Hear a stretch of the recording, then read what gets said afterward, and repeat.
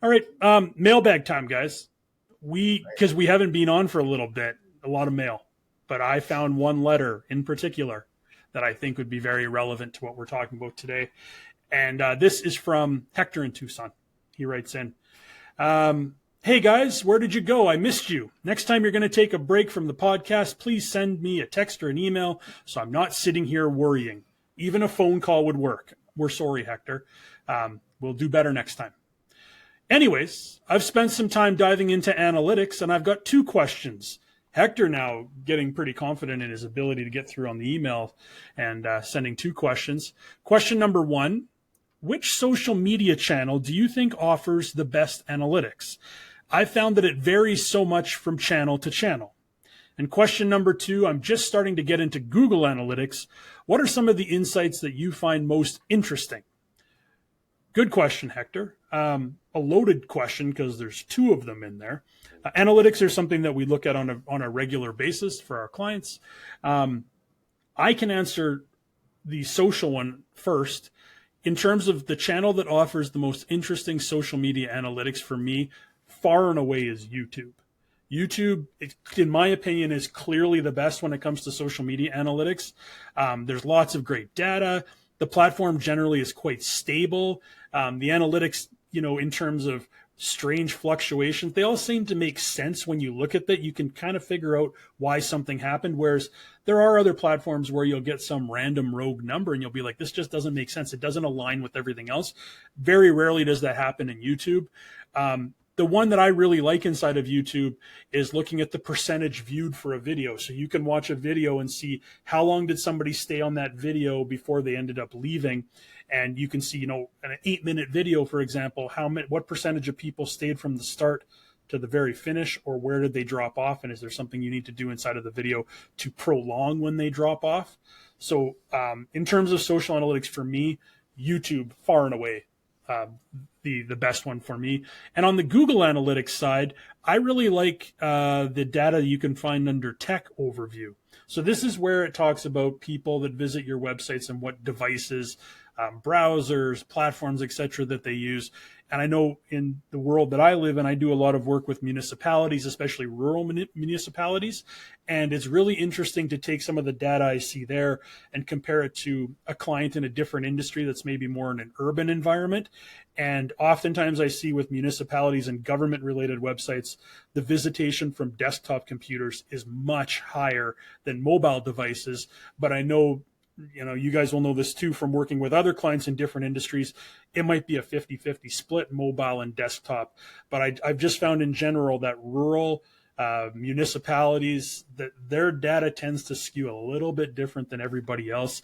And what I like about that is not just looking at the data, but starting to figure out, okay, why is that the case? Why is that happening? And that's really where the value of that data really comes from. So for me, on the social side, YouTube Analytics, on the Google Analytics, that Tech Overview is an easy one. It's something you can see right off the bat.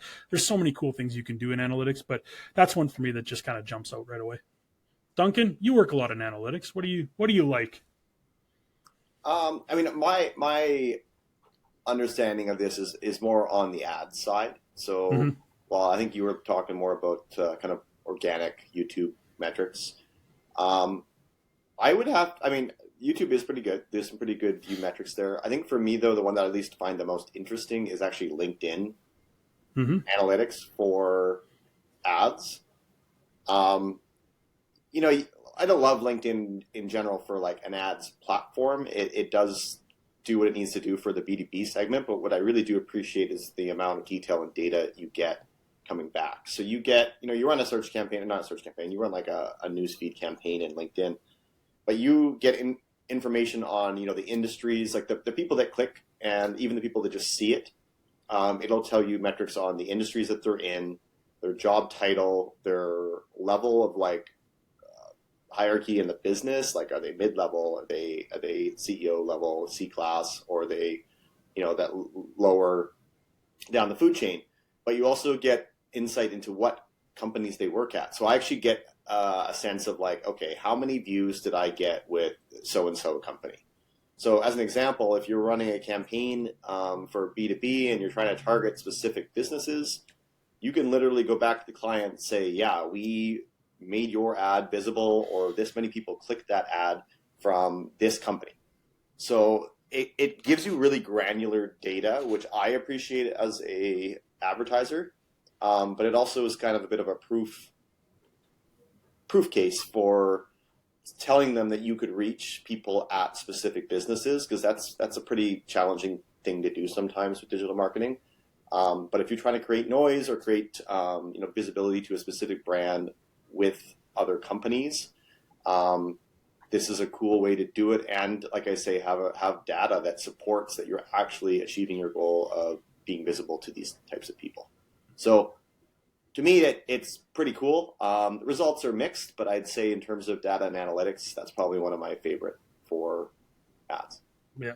It reminds me a lot, Duncan, of what we used to get from Facebook in terms of the people that clicked on ads. And then that all started to go away with the rise in privacy. But with LinkedIn, yeah, people add so much to their profiles that when we find out who clicked on an ad, it's like we have everything we need to know about them. Like you said, where they are positioned in a company even.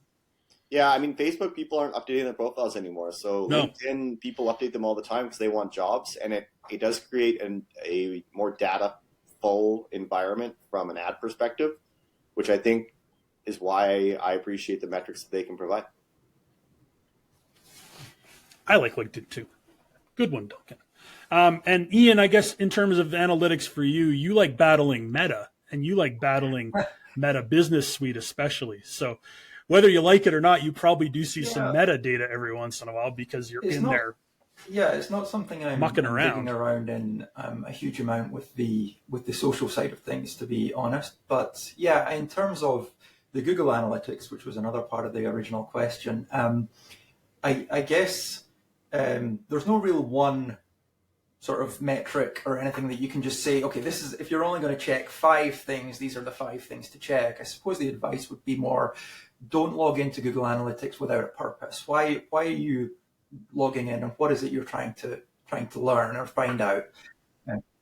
Sorry, I didn't answer that part of the question. Oops. I didn't even answer that part of the question. Duncan, you can fill in all the gaps that I'm about to miss out, Duncan. But yeah, so like if you have, for example, an online store, then you might notice that there's a lot of people abandoning the cart, for example. So then you're like, okay, why are people abandoning their cart midway through a sale? You log into analytics with that question in mind, and then that guides you on the things you want to look at. So what do all the people who are completing their sale have in common? What are all the things in common of the people who are abandoning? And you might find, for example, that, oh, my bounce rate is very, very low on desktop, but very high on mobile. So you go and look at that page on a mobile and you realize it's not loading correctly, or it's not showing them the thank you page, or it's not showing them what's in their cart or something like that. If they're viewing on a certain device, like you were referring to, Brian, or in a certain browser or things like that. So it's really the question comes first, and then I think the analytics is providing you with all the data points that you can solve that puzzle. So yeah, there's no one particular metric that I would say to look into, but just to understand that, think about it in real terms. What am I hoping to learn? And then that will guide you. Yeah, I think that's a very important point, because you're right. If you just open Google Analytics or social media analytics for that point and just go, okay, what am I going to find out? It's like, well, why were you looking to begin with? What's the question? And then go find the data. I find that all the time when I'm working with clients to make dashboards for the reporting. I can just throw up a bunch of data points, but it's like, what are you trying to figure out? And then let's pull the data that's relevant to your question so it's easier for you to track. Duncan, do you want to go back to Google Analytics, or are you just done? Sure. I was actually just going to say that there's a lot of metrics obviously to look at in there. I think one of the coolest additions, at least for me, is that you can link Google Search Console to analytics. So for those that don't necessarily know what Google Search Console is, it's basically that organic arm of Google. It looks at all the keywords that are triggering organic traffic to your site. So in the past, if you've ever tried to look up the keywords that showed under organic search, it would just say not set or not available, because it's a secure environment, HTTPS. Google encrypts it, so you can't see it visibly publicly on Google Analytics. But by creating that simple link to Google Search Console, all of that data, and I'm talking all of it, and if you've looked at Google Search Console recently, they made some huge updates so that you can get years worth of data for your URL, and it can also backdate it. So like if you don't have one and you make one now, you can go and see a lot of the data for organic going back quite a long time for your website.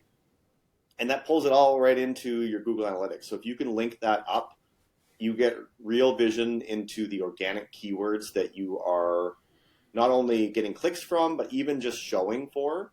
And that can be used to drive ad, keyword targeting. It can be used to drive new content for your website. Yeah. It's pretty much invaluable. And like I say, they made a huge update to Search Console to allow people to have data going back years, whereas before it used to reset every 3 months. And then if you weren't on top of it, you wouldn't be able to see all of this. So highly recommend leveraging that Google Search Console thing because it gives you a much fuller picture of your position online and how people find you, especially from that organic side of things, which usually for many years has kind of been hidden under a cloak of not set or not found. Yeah. Search Console, very underused in my opinion. It is. When I do social strategies, I'll look at analytics, but I'll get all into Search Console because you'll identify content gaps, what people are searching for when they come to your website, what are they searching for in general. Like also much stuff. Finding out that certain keyword terms are somehow ranking, and you're getting traffic and visitors for something that you probably don't even want to show up for. Yeah, so yeah. It really gives you a sense of how the world sees your site when they're searching. Because we go to the websites that we manage pretty much directly all the time, so it's interesting to see that other side of the business development picture. There you go, Hector. Take that information and walk into the Tucson sunset with it, and hope you learn something.